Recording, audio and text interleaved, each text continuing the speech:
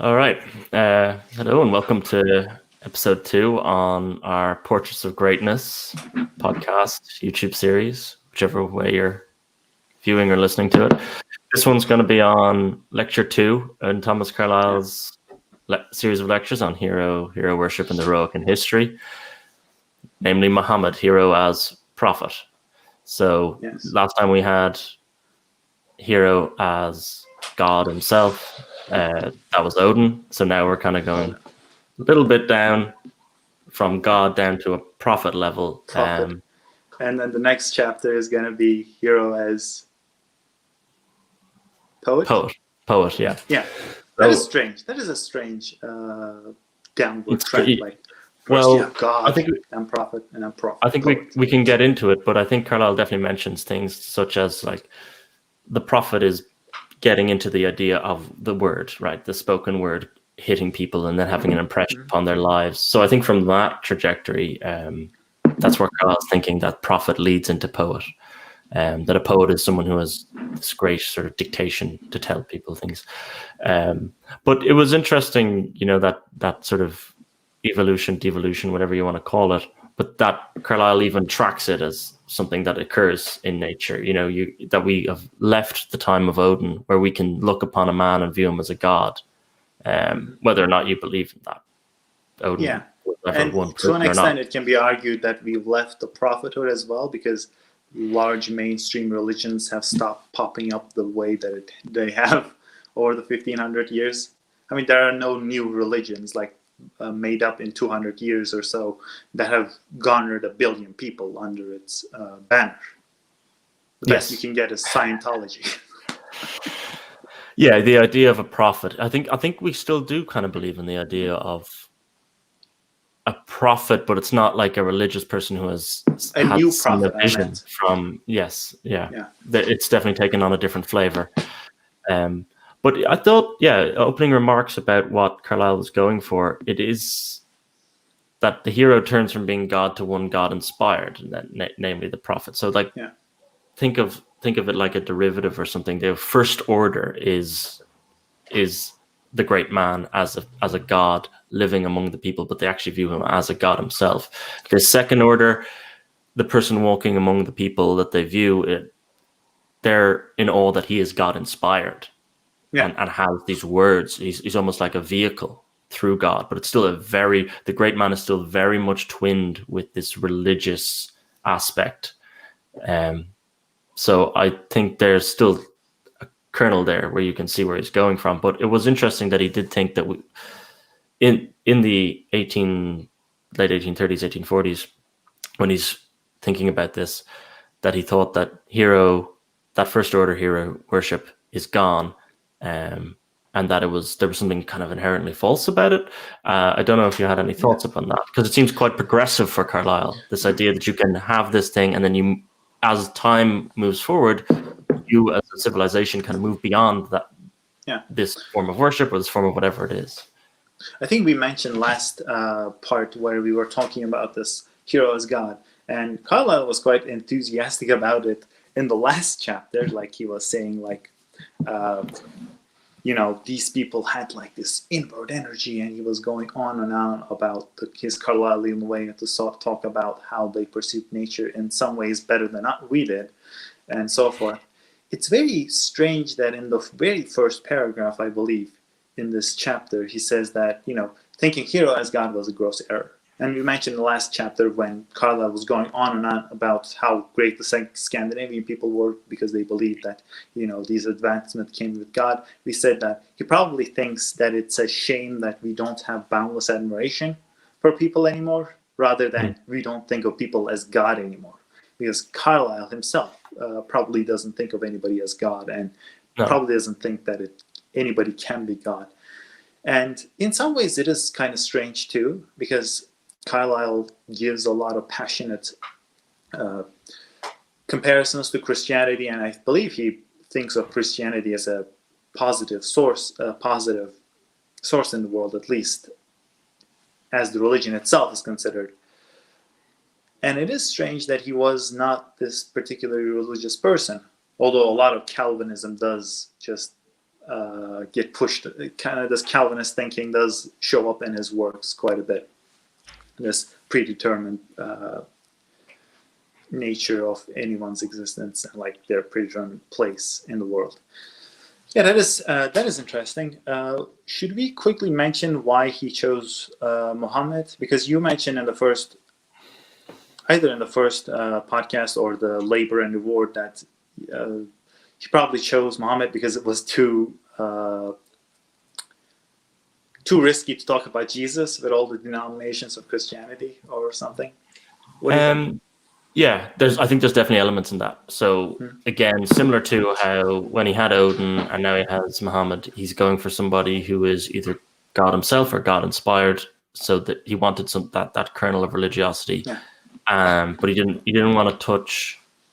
He didn't want to touch Christianity. I think one, because his audience in that time, he probably felt still had enough core Christian beliefs in them. He wanted to kind of shock them a little bit with something foreign, something exotic, and that's why he goes for Scandinavian paganism and then the Islamic religion. Because this is especially people in 1830s, 40s England, I think, would not have been exposed nearly enough to Islam as they are today. It would have been something very vague. Yeah, he does. I believe he does think that people aren't exposed as much, because he does go on and on about what he thinks are mistakes people make when they talk about Islam. But another interesting thing is that at that time, especially with artworks and paintings, if you look at it, there is this big boom of Oriental art. If you check like works of Delacroix, Ingres, and this trend of books that are travel books. The trend sort of like started with these works like Monte Cristo or Gulliver's Travels, where people are talking about travels, and then suddenly a bunch of people are traveling east and to the Middle East or the very east, to places that people usually never went before, and then they are writing all these travel books that are becoming super bestsellers. So that's quite interesting in that he goes into Orientalism quite a bit in this essay, and that he might have expected his audience to be somewhat interested in the Oriental culture and so forth. He does mention that people have a false sense of sensual East, which is interesting because if you look at a lot of Oriental paintings of like 1800s, you'll see a lot of harems, you'll see a lot of like nude women, nude men. Which is interesting. I think we mentioned this in when we spoke about the reward. I think you mentioned the spinning dervishes, how it's kind of a legacy. That idea of the sensual East is a legacy of goods coming through the Silk Road and stuff into Europe. So they get this perception that there's this goods and these luxury decadent items are coming from the East. So in general, they associate that with the East. I think that's where that comes from. But yeah, he wants to get away from that. I think he does want to latch on to that expansion of Oriental romanticism almost that was occurring. I think you're seeing the beginnings of Egyptology, just the discovery of Egypt, and they want to broaden, say, a strictly classical tradition, Greco-Roman one, with further knowledge of what begins in the Near East, so the Levant, and then into Arabia. So he does want to use that energy, which was in his own time, through, and then use that in his lectures to bring across his own point on hero worship. Yeah, he wasn't simply taking on a subject that he thought was completely out of people's periphery, and they never were something they weren't interested in, but he made them interested in. I believe it was more that something they were already interested in, and he thought he could explain it in a better, more interesting way than other people. I believe the notion that he didn't want to like battle with Christians about the perfect understanding of Jesus, and also that Muhammad was a more trendy topic to talk about to an extent, was a factor in him choosing the Prophet. I see some Muslim people on YouTube saying like, "Oh, he chose Muhammad because he thought he was superior to Jesus," and that's not the case. That's not the case, guys. He actually, if you read the text completely, rather than just cherry pick quotes that you particularly like the quote that is quoted by Muslims at the most, like these Muslim YouTubers that talk about this guy who revered Islam, they usually talk about this one particular quote where it says, "Our current hypothesis about Muhammad, that he was a scheming impostor, a falsehood incarnate, that his religion is a mere mass of quackery and fatuity, begins really to be now untenable to anyone. The lies which well-meaning zeal has warped round this man are disgraceful to us only." This does give this, feeling of this guy is recognizing Muhammad as a real hero, but it's well, that is true. It shouldn't be construed as Carlyle believes that Muhammad is the best prophet because he put it in his works. He's quite clear on that. He's usually vague on some matters, but he's quite clear that he chose Muhammad because it is the easiest to talk about, because there aren't people that are attacking him. He actually mentions it in the text, and that there is, I believe he directly says, well, there's no chance of any of us becoming Mohammedans, right? So I can talk about it. Yeah, it's not like we're going to convert to Islam the next day, right? He's like, let's talk about it and just chill, guys. Just chill. He wants to get the perennial truth that's in the spoken word of Muhammad, but it doesn't mean that he's an adherent of the religion or a follower of it. But it isn't. You do bring up the point, though, that what he does admire in it is that there is, and he says this himself, that even if you have a deliquium in a false hero, or the element to which that is false, you can debate, but let's say there is a falsehood in it, but you have adherence to that. He does prefer that over this sort of no love at all, this sort of insincere skepticism. Oh yeah, he does go on in a very short paragraph. It's not like at all the first time where he's talking about people who didn't like hero worship. He does go on a little bit to say that how lamentable of a philosophy is it, this skepticism. Yeah. Why are people just torturing themselves by being skeptics? Which is interesting because we will, I believe, go into a little bit of a criticism of Carlyle's thinking when we talk about his suddenly liberal idea that hero worship can change as a concept. I believe he goes right after he talks about, hero as God is untenable. We shouldn't believe that. But it's worse to believe no heroes at all. And then right after that, he goes on to talk about hero worship as something that changes, especially when he's talking about hero worship that goes from hero as God to hero as God inspired. Mm-hmm. To an extent, he doesn't just put prophets in that category. He does put every hero as somewhat of a godlike in his essay. And he goes on to say that, it's very hard to pinpoint hero worship.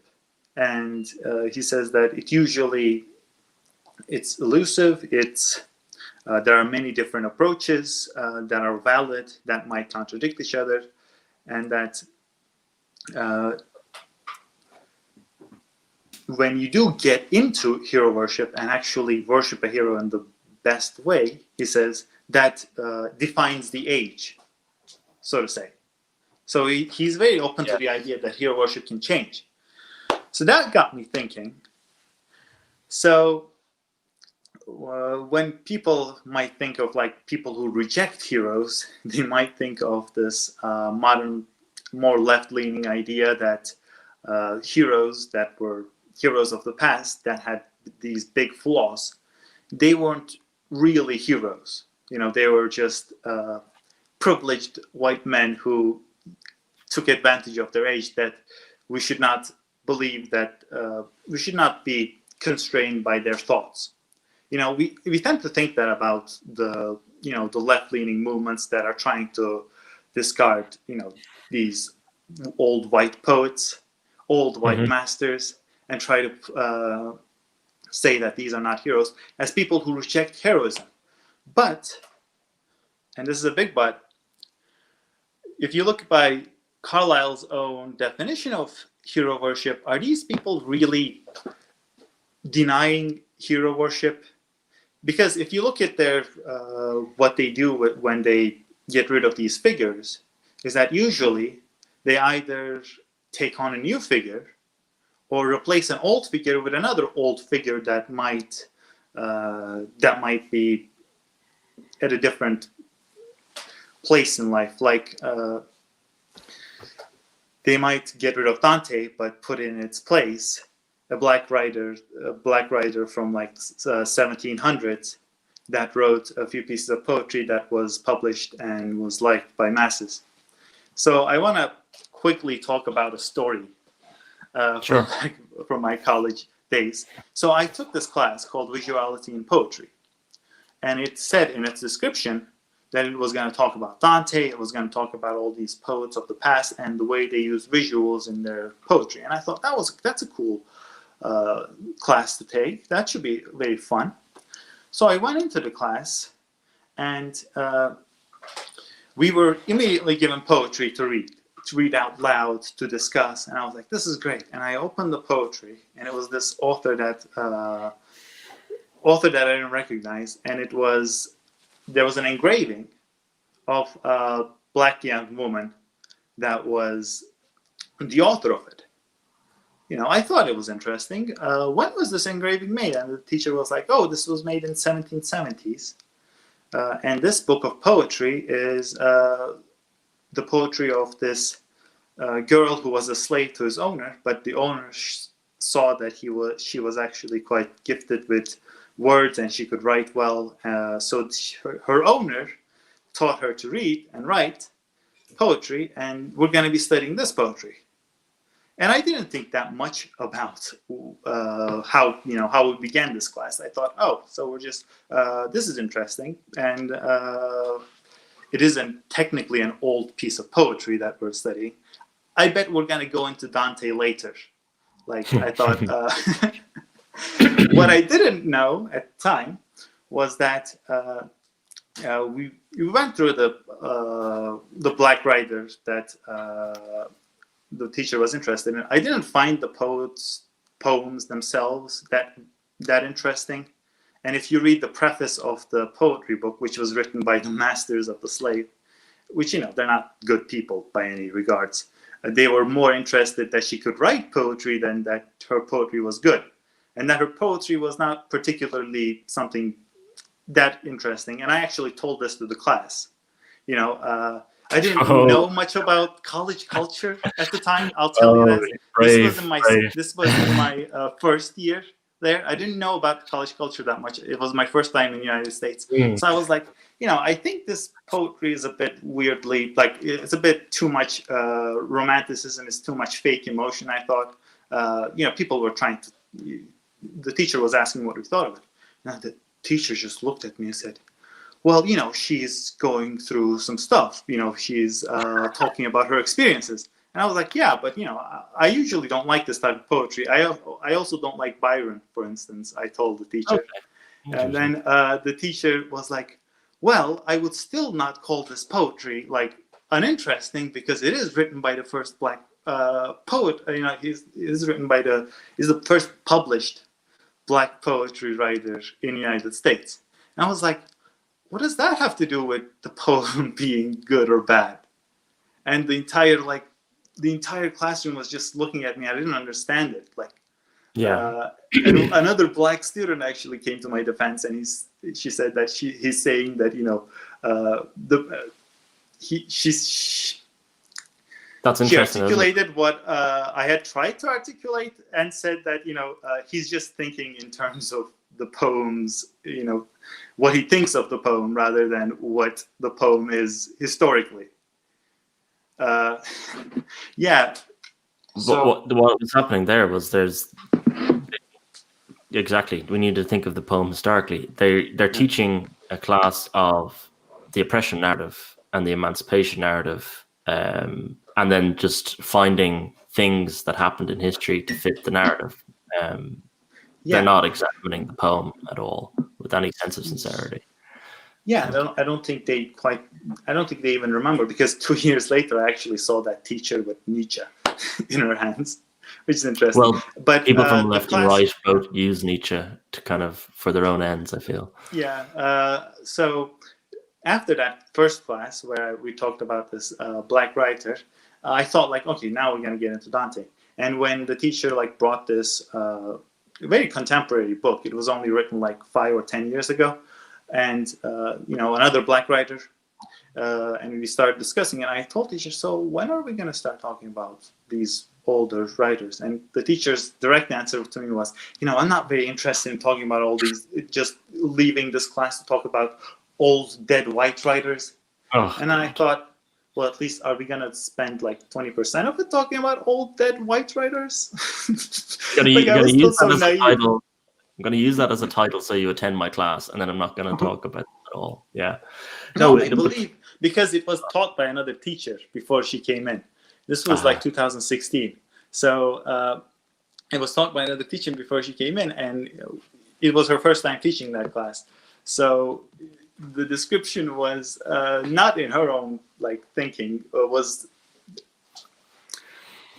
falsehood. It wasn't what the class was about. And turn it into her own vehicle, really. Yeah. Yeah, and contemporary poem writer that she first introduced to us wasn't any bad. She was actually very articulate, and she wrote it in a way that was interesting, and her own struggles and so forth. But I noticed something. Right after that writer, we started talking about very contemporary, like last year, and mostly about trans writers of color. So. Good grief. We started reading those, and to be honest, I have zero idea what's in those like books. You can have it in front of you, like open, and you still wouldn't know what's exactly in them. I do not understand what's supposed to be like the book. The first contemporary one actually cared about like meter and to an extent giving a cohesive story. This one was just, I didn't understand it. So while I was reading this, changing of heroes narrative that Carlyle was talking about, I thought like, oh my goodness, these like this left-leaning, old white man disliking, hating, this type of mob that people think of as, they don't have a concept of hero worship. They have the highest concept of hero worship. They actually have boundless admiration towards someone. How else can they read something like this, all the way through? Like, how else can they take this seriously enough to teach in schools? Of course, they have boundless admiration towards this person, and of course, they, in Carlyle's sense, move on from any faults that they might have.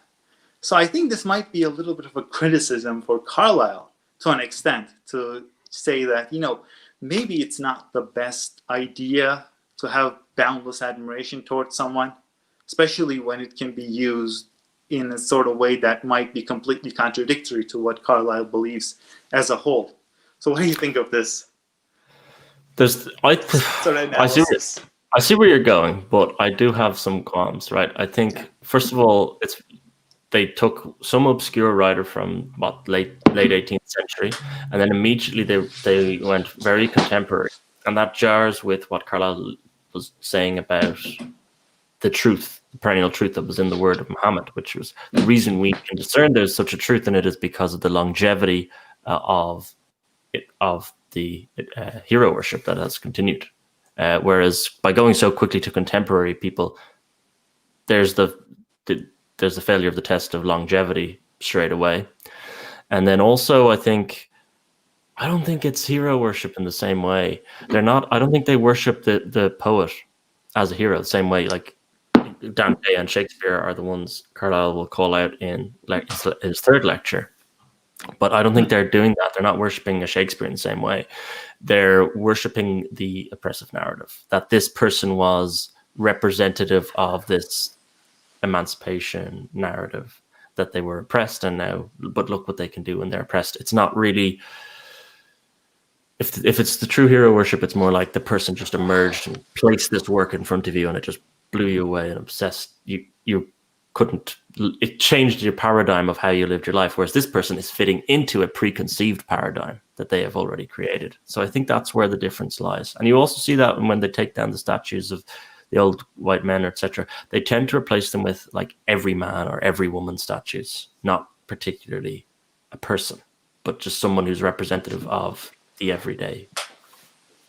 So I think they are definitely, they're not quite in the same mold as Carlyle. Well, I think, although it's not as organized as like the hero worship of Dante, or like the hero worship of Jesus, or the hero worship of Muhammad, I think to an extent they both have the hero worship of the contemporary great person, and also the hero worship of the great old person, especially the old person that they hold in reverence changes from time to time. It's never the same person for all of the left-leaning liberal type person, but like some of them you see like revere some Chinese writer, some of them take in some Islamic writer, and like I think there's consistency in many of their approaches to revering the authors of the old that they consider to be great, as opposed to Dante or Homer. And even if you don't think like it's the Carlylean hero worship, I think if you look at it in this Carlyle idea of hero worship as forever changing, and that the changing hero worship sort of like defining the age, it is a possible way to look at hero worship, I believe. The way that people, especially nowadays, the way that liberal leaning people might try to discard old authors. And this reminded me of Emerson's approach to hero worship, which we will get into next week, I believe, because Hero as Poet has a clash with Emerson's Hero as Poet. Got a Shakespeare overlap. Yeah. I think we're going to first talk about the Emerson's hero theory with Plato. So, so that'll be interesting. But Emerson's theory, for the most part, is that a hero is only to be learned from as a sort of disposable model. That and he does say, like, if you don't think someone's a hero, he says this in relation to Homer. He says that Homer has, taught millions and millions of people in all throughout history. But if he can't teach me what he taught them, if he can't reach out to me, then all of that effort is for nothing, he says, because at the end, what your own feeling towards a work is what's most important in what you can learn from it and what you can revere in the work itself. So Emerson, in a way, the same way Carlyle does in this one particular paragraph, where he says like hero worship is ever changing concept. Emerson would have been more warm towards the idea of replacing some of the figures from the past that we don't think of. And of course, I don't think like he would be super in line with this current method of thinking, where quite unsubstantial stuff is looked for in the writer. You know, their color of skin, their method of holding it themselves up, their gender. I doubt Emerson would go for like, we need to change this author because we don't like the color of his skin. I think Emerson would think more in terms of, what time has changed. So in terms of some of the authors, they're no longer obsolete. And if you look at some other authors of the past that actually does speak better to our times, we might gain from exalting them instead of the other writers that he exalted. And you see this in history to an extent. You see these big painters creating empires of their style of painting, and then people forget about them like 50 years later. They take up another style of painting, and then like 200 years later, someone thinks, that guy who did like these paintings from 250 years ago, I think that was the best way of going at it. And you have neoclassicism, with David and so forth.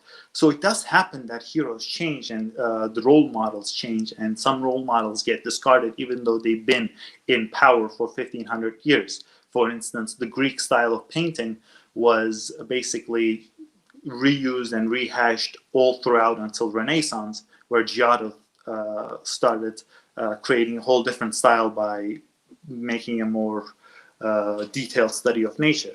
So in a way that what Carlyle talks about and what Emerson talks about is a part of reality, but I wouldn't and it does to an extent apply to the modern method of thinking, what you called the emanciation. What was the thing called emancipation? I don't really go into these theories that much, but this modern theory of the oppression, the oppression narrative. It does apply to it to an extent. So yeah, I think it's a bit strange to completely have boundless admiration, but this is a topic to be talked of in more depth than we can do in this 1 hour video. We haven't even started talking about Mahomet. But yeah, I did find this a bit interesting that he says that it can be changed. And I just want to quickly mention this.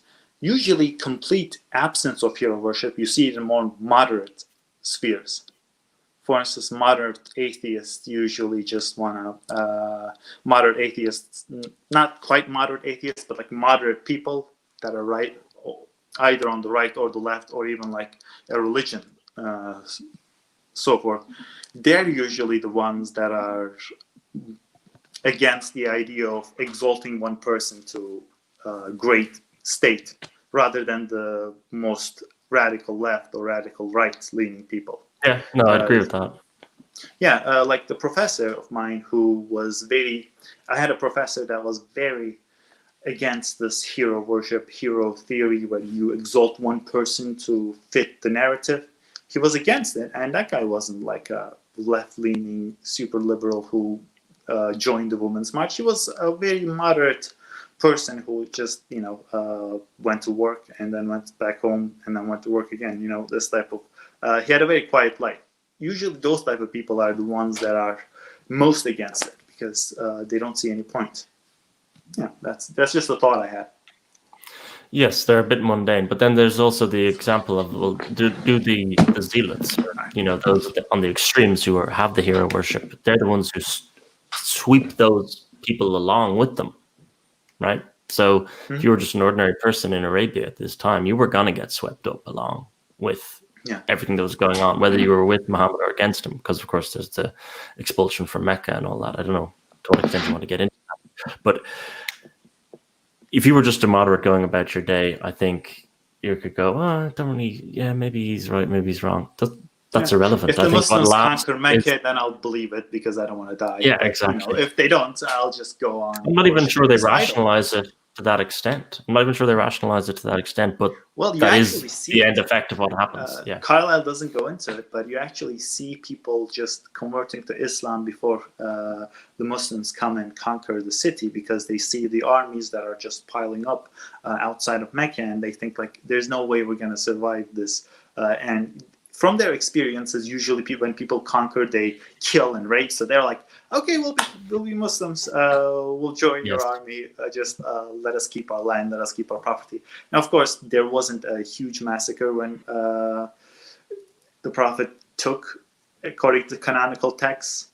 So he did, especially when people converted, he did let them keep their property, keep their stuff. He simply wanted control of the city and control of Kaaba for most part, because that was the holy place that the Muslims had chosen. So yeah, let's go into, do we have any other points to talk about? Oh yeah, hero's faults.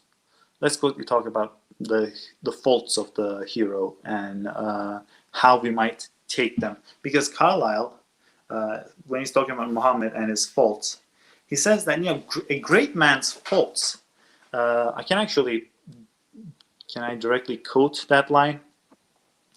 A fault. Okay. What are faults? What are the outward details of a life? If the inner secret of it, the remorse, temptations, true, often baffled, never-ended struggle of it, be forgotten. So, to an extent, what are faults? What are the outward details of a life? If the inner secret of it.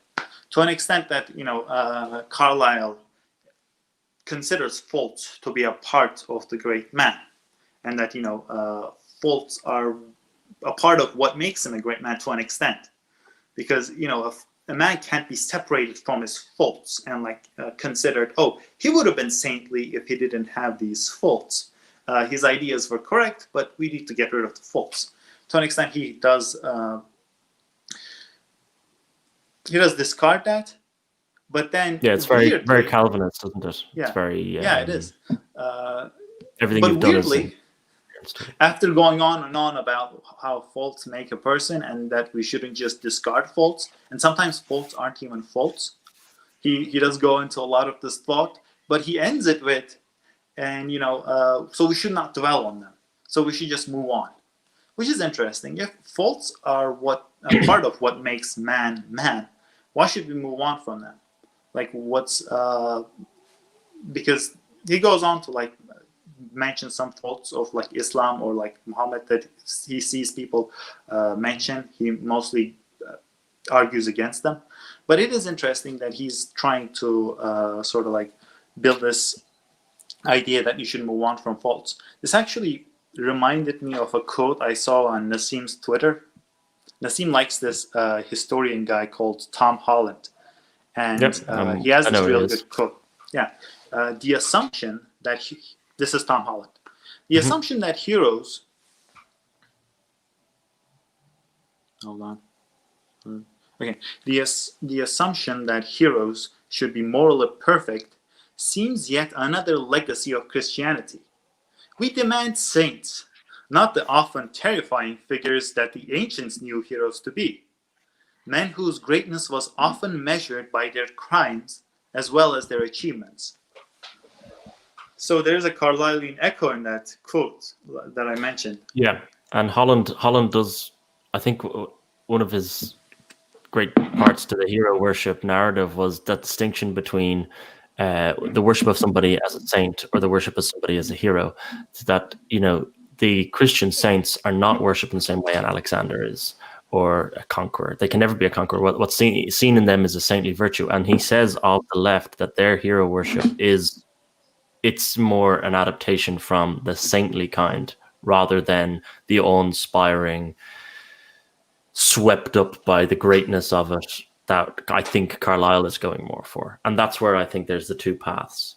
And that's to actually analogize it with the saints and the left progressive hero worship, I think was one that Tom Holland had. It was an interesting part of where we are today in terms of hero worship. Yeah. So getting into Muhammad, then I think there was one thing I wanted to get what was still in Odin that was still here as well. And of course in the intro to Odin. Yeah. Well, just a small bit on, because we had the living light fountain as this great image. But here I think he kind of spins it a little bit and he talks more about the flame image or something that's a kindling to spark a fire, rather than like a living light fountain was just this, because hero as God is just, they are just constantly exuding it. But as prophet, your job is to kindle a fire or something. That's the sort of flame imagery that he was going for. That through your spoken word, you kindle the greatness rather than it just automatically radiating from you. I just thought that was an interesting turn of imagery.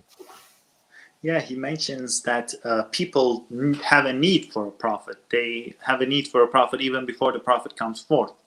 So that need is almost kindled like gasoline to a simple light, that when the prophet does come about, he comes in and he ignites that need for order and actual belief system that is not just simply making an idol and worshiping on it to ask for whatever you want and waiting for some sort of a deliverance from that.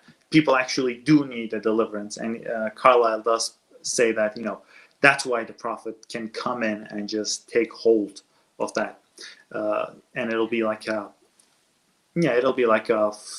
something kindling and catching fire in the midst of so much disorder that itself can't bring in the fire. Gasoline can't make a fire. You still need the spark. And yeah, that is interesting. He mentioned in the first chapter that heroes are not always called, don't always come when they're called. He's a bit inconsistent on that, I find, because again, yeah, he talks about that there's a need for the receptivity of the prophet. There's a need for the laying of the land. The time needs to be properly ready for it. Is that not the time calling forth? So yeah, I think you can definitely call him out on that a little bit. You could ultimately, I think he believes. Ultimately, I think he believes more what he said in the first one, that the hero takes shape in ways that it's not just the time calling forth. The hero is actually the one almost forming the landscape around them, right? You could spin it as the hero sort of like shaping his fire to be the best type of fire for that particular location.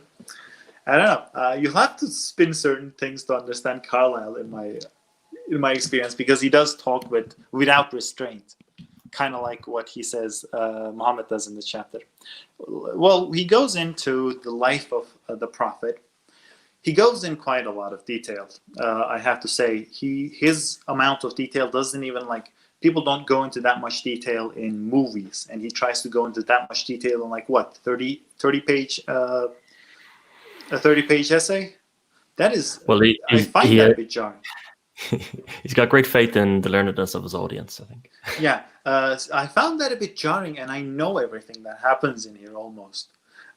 He has some small mistakes, but for quite a bit, he's actually very correct, which surprised me, because last week we had a comment on our channel saying that Carlyle doesn't quite understand the mythology that he talks about, and he just takes in whatever is told to him.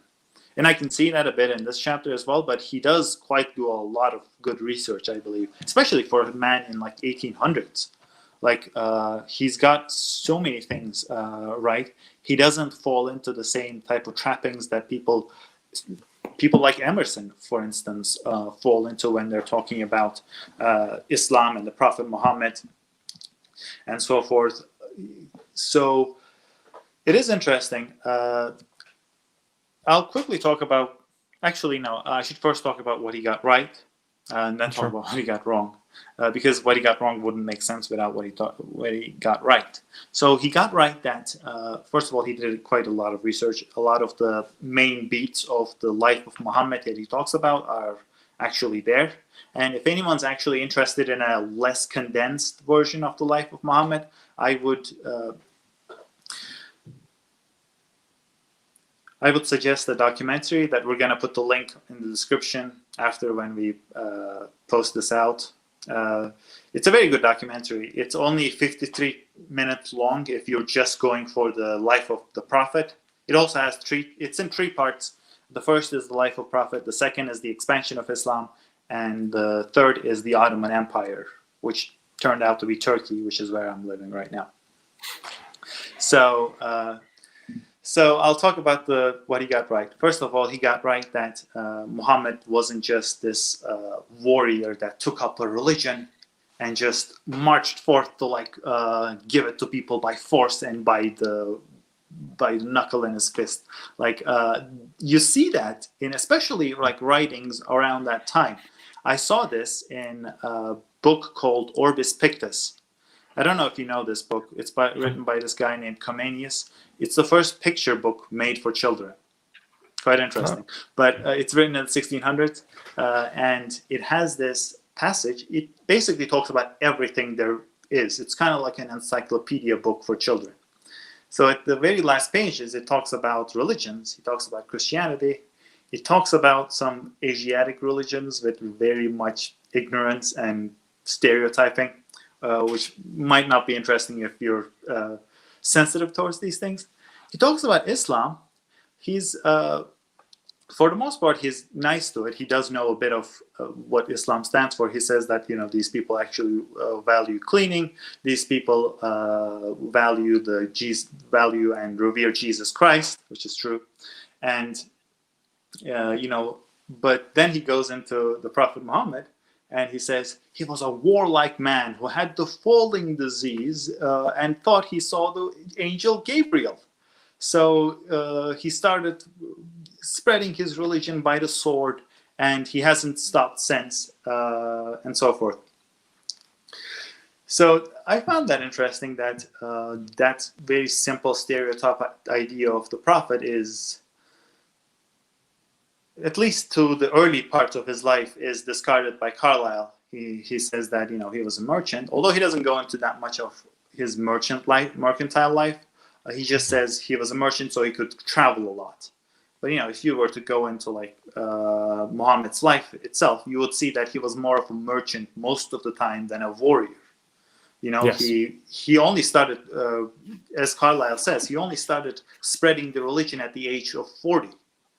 I mean, you start doing any kind of large enterprise at the age of 40, people will be like your character is almost done, defined by then. Yeah. Your character is defined and molded, and there's usually no great revelation or change at that age, and that is one of the interesting things. So when he goes back to try and find reasons in a younger Muhammad of the revelation that comes later, I quite like that he has him traveling underneath the stars, gazing in a sincerity, almost like he's in the desert between, say, certain trading outposts and so on, and it gives him, there's a lot of silence there, and then also a lot of sincerity. And that's another thing that Carlyle, if I was to take a trait, right? So in Odin, he installed the people with valor. Was kind of a key takeaway. And here I think what Carlyle loves about Muhammad is his absolute sincerity, and that I see that getting sculpted from like the solemn traveler under the stars in the desert. You know, I just like that imagery. The Prophet Muhammad had a tendency to seclude himself at certain times of the year to this cave called, I don't remember the English name, in Turkish we call it the Hira Mağarası. So this cave he would go into, like, whenever he's feeling like everything is too much, he would go and like this secluded part of nature and just think on what's happening with the world and so forth. He wouldn't even have his wife with him, although she would like say, "I can come with you," you know. So it is interesting that held Carlyle's attention, and it was in that cave that he got the first sign from Gabriel that he was going to be the prophet, and that the first parts of the Quran was given to him at that place as well. So yeah, there's this this notion under the stars. I didn't go there. I went to Mecca and Medina once in my life, although at that time I didn't go to the cave that was mentioned. I believe my relatives did, but I didn't. It's about 3 miles out from Mecca, is it? Yeah, it is. You can. I believe you still have to take like a bus or something. If you saw Mecca during like this during Hajj time, it's like almost impossible to like get somewhere that fast because just so sea of people. Yeah, sea of people. But yeah, it's not that far away. With foot, you still need to like walk for hours though. Yeah, it is interesting that he's under these stars and he's just contemplating on the nature of things, and at that time, at that place, he gets the visions, and then he has to go begin his work as a prophet. What part of it did you think related to Scandinavian culture? No. Well, in particular, this is quite different, I think, to Scandinavian culture. In fact, he highlights he talks about the savage, inaccessible rock mountains, great grim deserts alternating with beautiful strips of verdure.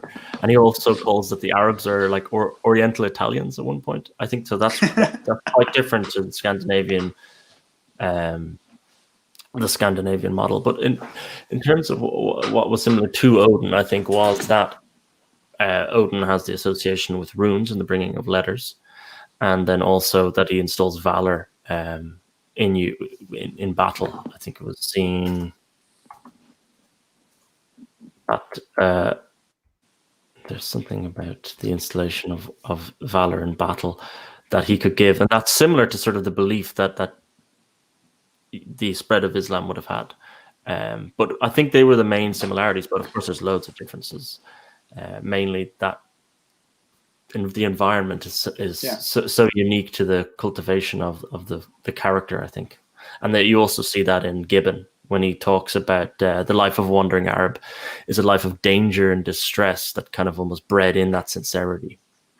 And then that need for solemn recollection, seclusion into the cave and all that. So I think all that's quite unique to the desert landscape.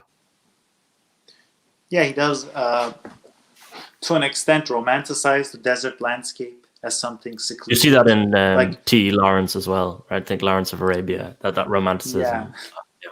Yeah, indeed. Like they talk about everyone went there, but it was very secluded, and it was always visited but never thought of as somewhere important until Muhammad came in and made the Arabs important, which is interesting. He's reiterating what he thinks of an age defined by heroes, and he's defining Arabs by the coming of Muhammad.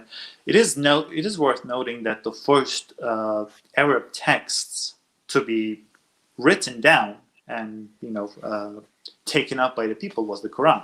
A lot of people who are trying to disprove Islam usually say oh, the Quran wasn't actually written by a prophet. Usually they're fringe academics for the most part. The Quran wasn't written by this one person. It was written by a multitude of people in Mecca and in the surrounding places all over centuries, and it was put into a book later, and that it has this, what do they call it? They basically try to say that the prophet was like Homer. Some people believe that Homer was as written by different people, but it also the wolf. They have to juggle a lot of different ways of going about it, though. They have to say the Quran was giving in parts, but because it's the first important text of the Arabs, we don't have older texts for the most part of that region. So that means that for a text like that to just come about, it has to be written by different people. They don't have proof as to how or who might have gone about it, but they have this one notion that it had to be because it's a text that is very big. Usually you don't see a single person writing something like this. So I heard of that criticism before, and it's a bit strange. But it is worth noting that Quran was the first important text and the first basically written big work to come out of the Arabic Peninsula. So, and the very notion that it was written is actually very interesting in the nature of Islam, because Islam greatly appreciates reading and writing. Carlyle mentions over and over again that the Prophet couldn't read or write, but a great part of that is, according to Islam, is because he didn't want people to think that he didn't learn to read or write, because he didn't want people to think that he was just trying to quote and steal from other pieces of writing. So there's that notion that the Prophet was illiterate because not because he couldn't learn to read or write, but because he couldn't have people saying because he found these books, these Bible passages, and he made it into his Quran. No, he usually had other people memorize them, and Quran wasn't written down. It was already finished by the time that he was about to die. The Quran was completely finished, but it was not written down until after he died by his best friend. He organized people who had memorized verses, and he organized people who had memorized the whole thing, and he compounded it into the one book that we have nowadays. And it's interesting that it was written down because as we covered last chapter, he says that, when something is not written down, Carlyle says, in 20 or 30 years, it becomes mythic. And, Yes. It becomes a sort of a distorted version of reality, but still a part of reality to an extent. When you see like something immediately written down after the person dies, I think that holds better to the truthness of the idea of not in what they believe in, but like more towards the cohesiveness of the text. And the cohesiveness of the text is Islam's usually biggest. It's Islam's biggest like proving theory, like weapon against other religions that they think is not the correct way of going about life. Islam's notion is that Bible and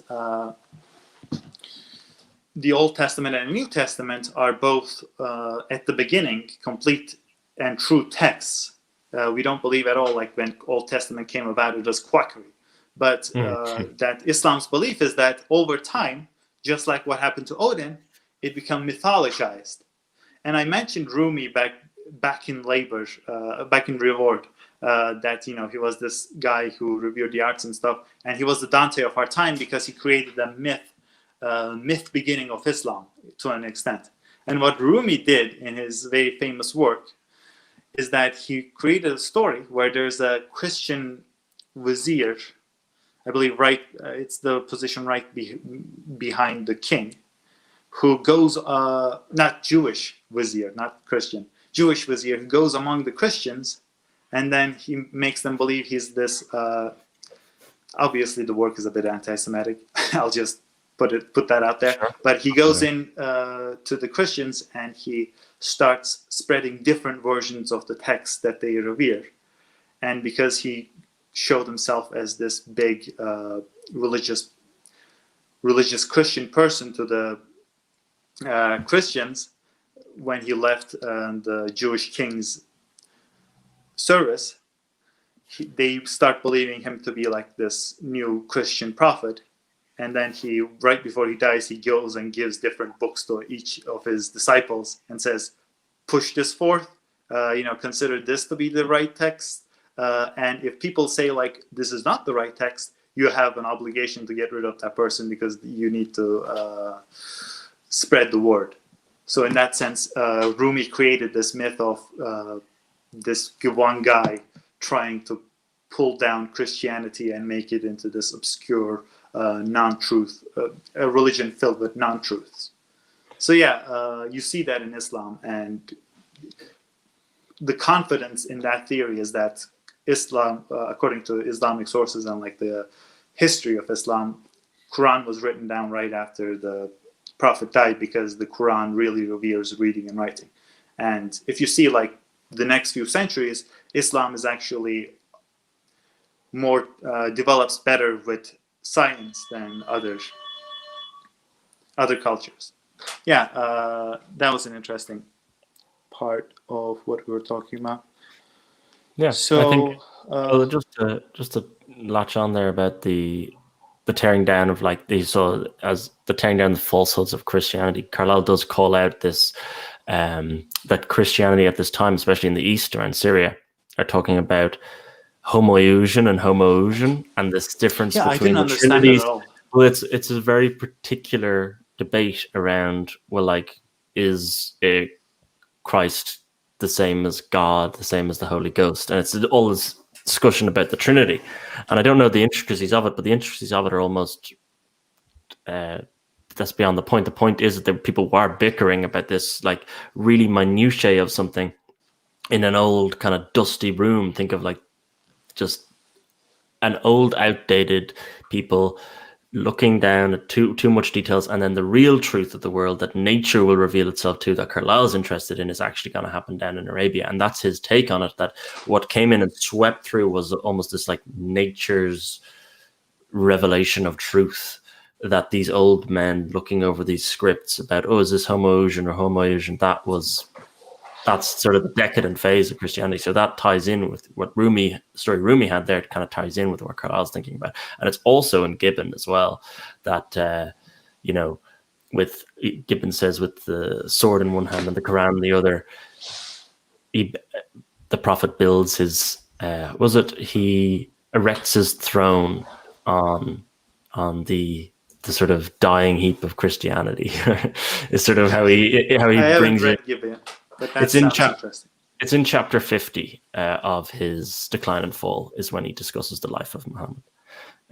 There's a lot of crossover there as well. I think Carlyle would have seen a lot of inspiration from Gibbon, because Gibbon's very well sourced on everything he did.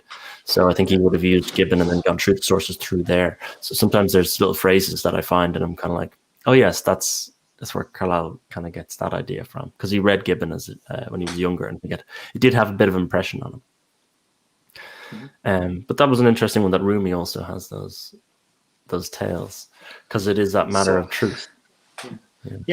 Chris, it is strange. When I read it, I was like, oh, he's trying to be like Virgil of the Islam world. He's trying to like make this creation myth that's way more cohesive than just thinking, oh, over time it was like, oh, then it just changed.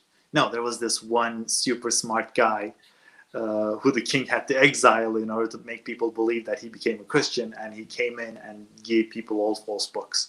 It's a very interesting story. If anyone's interested, I might try to put a link of Rumi for anyone's. There's this really nice audiobook that I found that has a mostly correct translation. Rumi is actually better in English than in Turkish, because Rumi actually wrote it in Persian, even though he was Turkish. And Persian is closer to English than in the Turkish. And it flows well, and it's a very interesting story. So if anyone's interested, I can put that there as well into the description. Anyhow, there's Carlyle does stick to mostly what is known through to us Muslims, as opposed to what misconstructions that other people who are very bent on trying to spread Christianity, therefore like calling Islam quackery, to justify themselves. So he's very correct in most of the beats of the story. There are very small misconstructions. He keeps on referring to Said as Muhammad's slave, and it's very important that you understand that Said was not a slave at the time when he was serving Muhammad. He was a slave before then, because Muhammad would not give armies for a slave to lead. To an extent, I don't know. I haven't never seen that in history, that slaves lead armies for people. So that part is wrong. There's the weird story where Aisha says, like, don't you like me more than Hatija? Muhammad's wives are mentioned to an extent in this story, very small. He mentions that he married Hatija when she was 40 and he was 25, and that she was rich. Which is sort of a benefactress for him, benefactress. And when he was first trying to spread his religions in the first 10 years or so, he was not having a lot of success with it. But during the first 10 years or so, he did not sink out of trying to get people to understand his religion through parties, and not parties, but more like dinner parties, more solemn versions of parties. He talks about one of them for the most part, Carlyle, but he put together these lavish parties where he told people, about Islam, about what they can do, and usually a lot of those expenses came from his benefactress and the connections he made through her. I believe she was a merchant. She had merchant links, and she had connections in that regard as well. She has a story where Aisha says, don't you like me more than her? And Aisha is actually one of the most, because she has a collection of hadith that she has recited herself. And a great deal of Muslims today are going by understanding Islam through those hadiths. Hadiths are like the holy book, except they're just simply quotes from the Prophet rather than the holy book itself.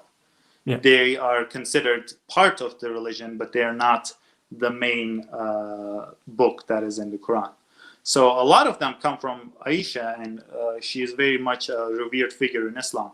So I doubt he got this from like a very Islamic source. I don't know what sources Carlyle has. He's obviously very attentive to not fall into quackery in his words. So Yes. I found that interesting. Let's see. Yeah, he basically goes from Muhammad's life, talking about how he was this self-reliant guy, and then he talks about the Quran, which is where the idea that Carlyle is using Muhammad, as some YouTubers, Muslims would point out, Carlyle is using Muhammad as this figure that's greater than Jesus, comes falling apart because he clearly calls only a sense of duty, he says, would lead a Western man to read the Quran. But he does point out that that's probably because the Quran is very important to be read in its original language. And I'll quickly point out that in order to read the Quran in its original language in the Arabic, you have to have wudu, which is a type of cleaning ritual where you clean your hands, your face, back of your neck, and your feet before you touch the holy book.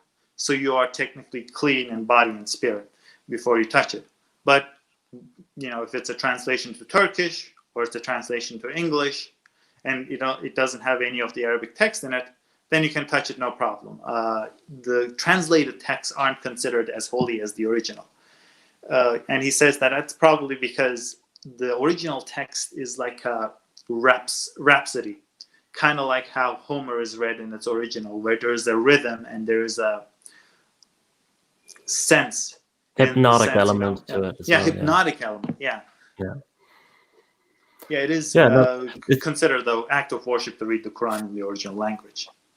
It's interesting how Homer, then the analogy with the Homeric poems keep coming up, and then that also you talked about after his life it being solidified, and it just reminded me of I think it's under Solon in 6th century BC Athens, where there's certainly a point where they go, right, no, these are the actual books of the Iliad and the Odyssey, and we're going to codify it. And I think that codification moment after an original mythos has emerged through the spoken word, I think that's after an John Pope made up all those passages. John Pope? What? I don't remember his name. He worked so hard to make his own Iliad. Why are you guys saying it was not true? Oh, Alexander Pope, that's what you're talking about. Yeah, Alexander Pope, sorry. Yes.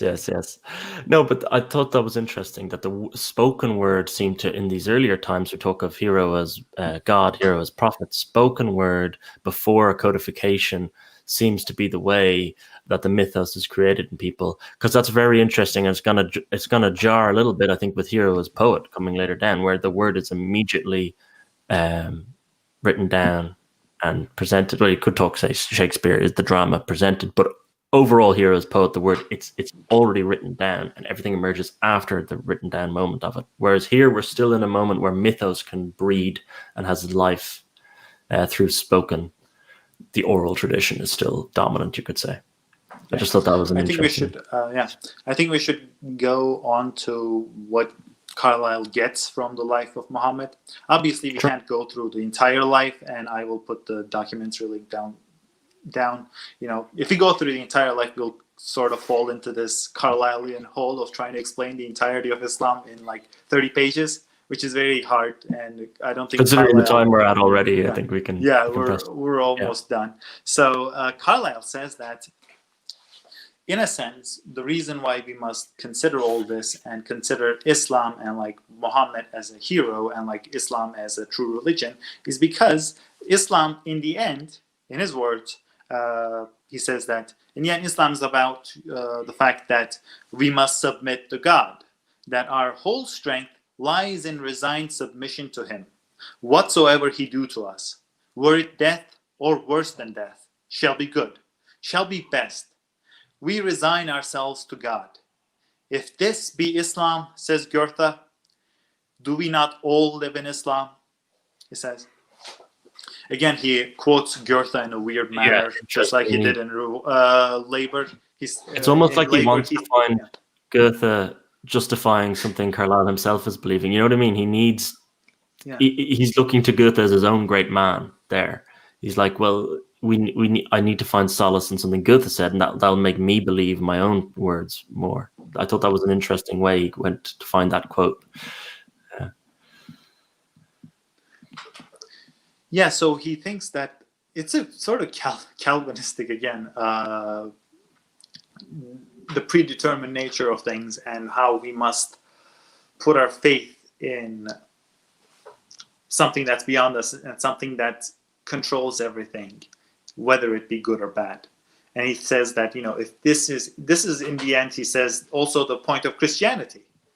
And this is the point of Islam, even though he calls Islam in some passages a confused version of Christianity.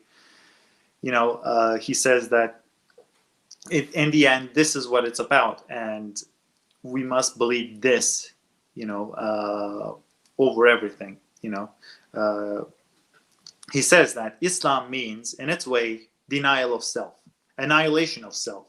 This is yet the highest wisdom that heaven has revealed to our earth.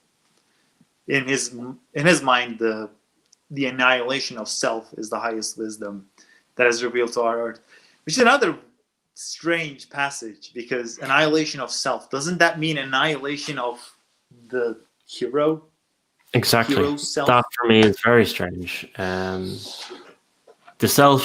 annihilation of the self, like, yes, Muhammad has more or less immortalized himself. He has done the opposite of annihilating himself. Yeah. So that one is a strange line. I think what he's getting at is that Calvinistic nature. It's the annihilation of the idea that you, as an individual, can almost break free from the reins that life has welded you into. I think that's what he's going for. But you're right in that it is jarring, because you're there thinking, well, I'm reading something about hero worship here. I don't want to be talking about the denial itself. It's not the hero as the universe. I mean, if this was actually the case, you would every chapter would be hero as the universe, and you would talk about just everything. You could just do Emerson's essay on nature and so on. And so, well, it would just be Oversoul all the way through. Oversoul, yes, yeah. Other things that was interesting, I think, that he talked about was the idolatry, the sense of the idolatry, where he says idolatry is nothing. These wooden idols of yours, says Muhammad, you rub them with oil and wax, and the flies stick on them. These are wood, I tell you. And I think Carlyle really liked that part of it, where he talks about seeing through the quackery, seeing through the semblance of things into the real heart of things. And so he actually admired the idolatry nature of Islam, I think, there. I just thought that was interesting to note. This sort of, there's an element to it, the going into the cave and the stripping down of superfluous elements to life down to its core features. And I think that's what Carlyle really gets from it. He's trying to make like this Calvinistic notion of Islam that has way more predeterminism that maybe Islam might have. And to kind of go towards the end of this discussion, I will quickly point out towards what he says, that the annihilation of self, so forth. It's the way you go about it is the problem here. If you think of annihilation of self as complete obedience of God and his tenets, then yes, it is. But if you think of annihilation of self as to say that man is to make this argument against free will, and like to say that there's a predetermined nature to everyone, and that is leading them towards their destiny and so forth. That is not, I think, part of Islam, because Islam does point out to a great extent that man does have freedom of will, and he can basically do whatever he wants and whatever he does. Because in a sense, Islam has this notion that you have to take responsibility for your actions, because if you don't act in a certain way, there's a bad outcome waiting for you after death. Islam does have a concept of heaven and hell, and in order for heaven and hell to make sense, a person needs to make those decisions themselves. So in no way does Islam has this notion of predeterminism towards someone's actions, or like predeterminism towards where you are in life. You have to take responsibility for your actions, and your actions are your own doing. You chose that. God didn't make you choose anything. So the free will is very important in Islam, and in a sense, it does clash with what Carlyle is saying here to an extent. I think it's a running theme throughout Carlyle's works that he's fighting it with it himself, that Calvinist upbringing, that sense that everything is predetermined, against his other belief that great men, through force of character, can come in and willfully change something. I think there is a dichotomy there that he is trying to square. He's almost like it's at the root of a lot of his works, hidden behind all the words, all the verbiage, is that juncture where he's trying to get, yes, I want you to work, and you're meant to work in this mode, and then through there you'll find your fruits, but also these great figures are meant to enter our lives and captivate it. Well, then how come they aren't? Their predeterminism is to captivate. It's a little bit jarring, but I think it's in between the two plays that Carlyle sits, and I think when you're reading him, you kind of have to realize you're sitting in between those two. John, how many times have you went, this chapter alone, when you were talking about a Carlylean quote where he was completely contradicting himself? That is very much something to discuss further in the next few chapters. This idea that he has this Calvinistic sense of what things need to be, but then he also starts taking in these other aspects of not just other philosophies, but his own philosophy that he feels is a much more liberal, much more changing part of life and part of human thinking. And yeah, that does deserve more discussion, but I'll just quickly announce that next week we will not be talking about heroes or hero worship at all.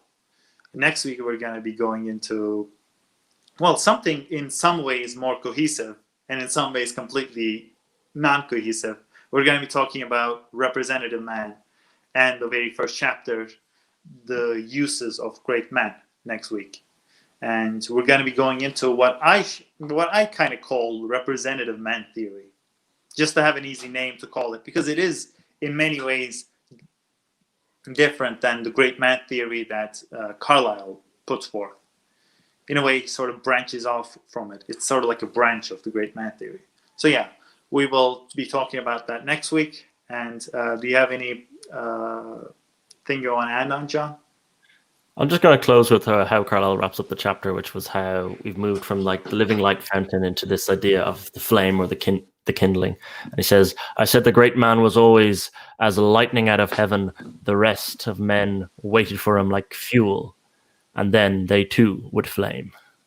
So till next week then, see you guys.